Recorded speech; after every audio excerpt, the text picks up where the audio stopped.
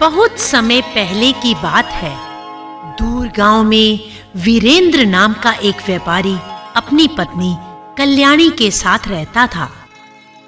वह बहुत अमीर भी था और दयालु भी। उसके घर मेहमानों का तांता लगा रहता था और वह सभी की खूब आवभगत भी करता था। परंतु एक बार उसे व्यापार में एक बहुत बड़ा घाटा उठाना पड़ा। वह पूरी तरह से कंगाल हो गया। अब तो कोई उसके यहाँ आता भी नहीं था। उसके दोस्तों ने भी उससे मुंह फेर लिया था। हाँ भाई, अब तो मेरे घर में कोई नहीं आता, ना कोई मेहमान, ना कोई दोस्त। पर इसमें उनका भी क्या दोष? अगर अब वो यहाँ आए भी तो मैं उन्हें दे ही क्या सकता हूँ। पर जब मेरे पास धन था, क्या नहीं किया मैंने। अरे मेरी शराफत, दयालुता, मेहमानों के प्रति सत्कार सब व्यर्थ हो गया। बिना धन के किसी की क्या दशा हो सकती है, ये अब मुझसे ज्यादा कोई नहीं जान सकता। मैं तो अब बेकार हूं। मुझे जीने का क्या अधिकार है? मेरा मर जाना ही बेहतर है। पर अब तो मुझे नींद आ रही है। सुबह देखेंगे क्या करना है। व्यापारी को यह सोचते सोचते नींद आ गई और उसने स्वप्न में देखा कि एक भिक्षु उसे बता रहा था।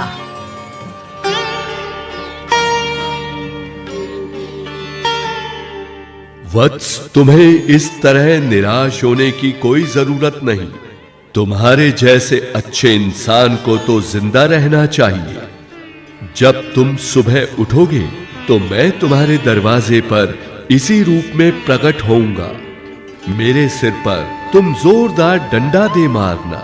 मैं शुद्ध स्वर्ण की मुद्राओं में तब्दील हो जाऊंगा। तुम्हें इतना धन प्राप्त हो जाएगा कि तुम सारी जिंदगी खर्च करते रहोगे तो भी समाप्त ना होगा। अगली सुबह जब वह सोकर उठा, अरे क्या अजीब स्वप्न था। क्या ये सच हो सकता है? नहीं नहीं, स्वप्न भी कहीं हकीकत में बदलते हैं। कल्याणी से जिक्र नहीं करना चाहिए, वरना वो भी मेरा मजाक उड़ाएगी। अचानक दरवाजा खटका। अरे कोई दरवाजे पर है। कल्याणी, जरा दरवाजा खोलना तो। नाई आया होगा, और सुबह सुबह कौन आएगा?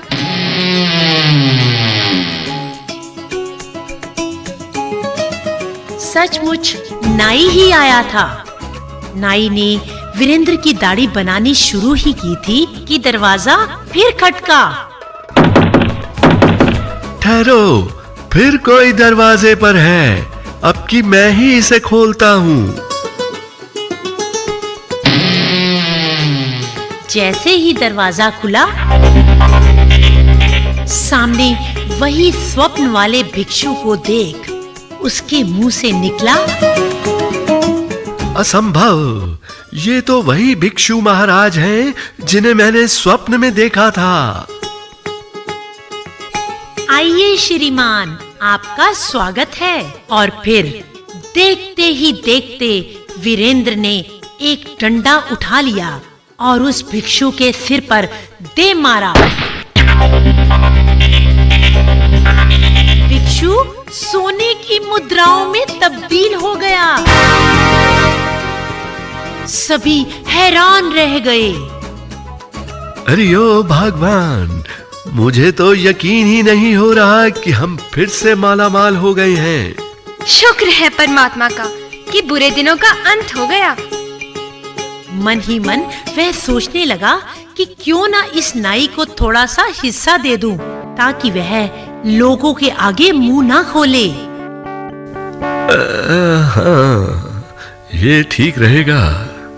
अरे लालचंद्र भाई, ये कुछ स्वर्ण मुद्राएं तुम ले लो। पर याद रखना, जो कुछ तुमने यहाँ देखा किसी को भी बताना नहीं। जी सेठ जी, जी आप बिल्कुल निश्चिंत रहें, आपको पूरा भरोसा दिलाता हूँ। अब लालच से भरा नाई अपने घर जा रहा है और सोच रहा है, तो ये भिक्षु ही स्वर्ण मुद्राओं में बदल जाते हैं। वीरेंद्र पहले भी इसी तरह अमीर हुआ होगा। अगले दिन लालचंद्र ने एक डंडा कटे हुए पेड़ से काटा और भिक्षुओं के मंदिर जा पहुंचा। मंदिर के बाहर ही उसे 5 भिक्षु मिले। हे महापुरुषों, मैं आपसे निवेदन करता हूँ कि आप सब मेरे घर पधारें। मैं कुछ धन दान करना चाहता हूँ। हाँ हाँ, क्यों नहीं। कहाँ है तुम्हारा घर? बस इस तरफ महाराज, आप चलिए तो सही। जैसे ही भिक्षु लालचंद्र के घर पहुंचे, लालचंद्र ने दरवाजा बंद कर लिया। अच्छा, कहाँ है वे धन? वो भी दिखाता हूँ। पहले मुझे अपना कार्य तो करने दीजिए, जिसके लिए मैं आप सबको यहाँ लाया हूँ। और लालचंद्र भिक्षुओं पर डंडे बरसाने लगा।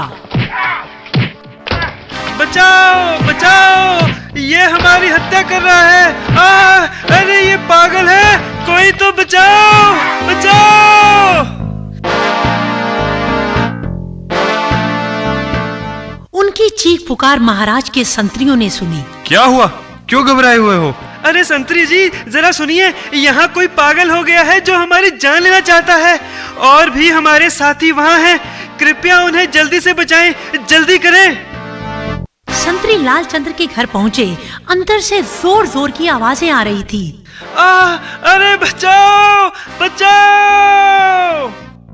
कमाल है, एक भी भिक्षु स्वर्ण मुद्राओं में नहीं बदला। मेरी सारी मेहनत बेकार गई।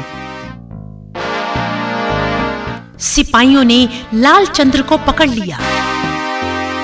मुझे जाने दो। ये सब क्या है? यही तो हम जानना चाहते हैं। वे सिपाही उन्हें काजी के पास ले गए।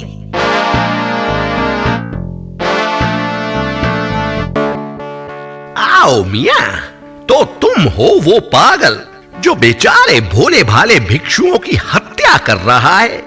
अरे भाई, तुमने ये सोच भी कैसे लिया कि हमारे जैसे काजी के होते हुए तुम ये सब कर सकते हो, हैं? अरे पागल, उन बेचारे भिक्षुओं ने भला तुम्हारा क्या बिगाड़ा था कि तुम उनकी जान के दुश्मन बन बैठे? परंतु मुझे भी तो अमीर बनना है, और मैं करता भी तो क्या। उसने काजी को सब कुछ विस्तार पूर्वक बता दिया।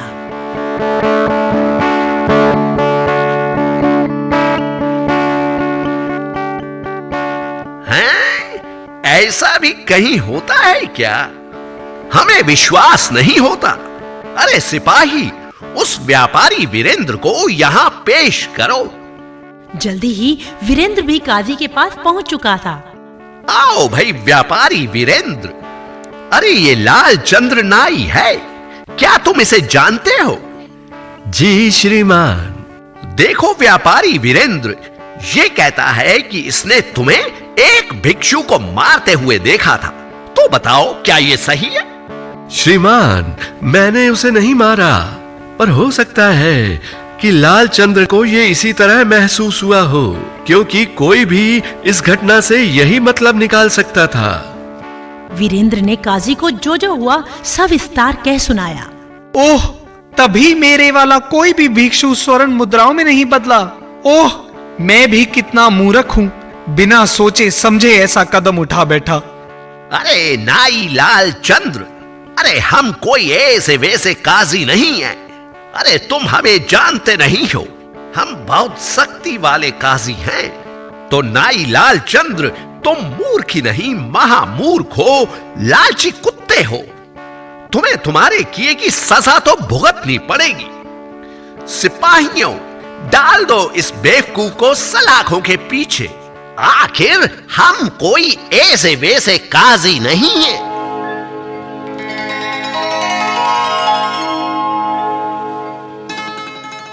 शिक्षा: नकल करना खतरनाक होता है।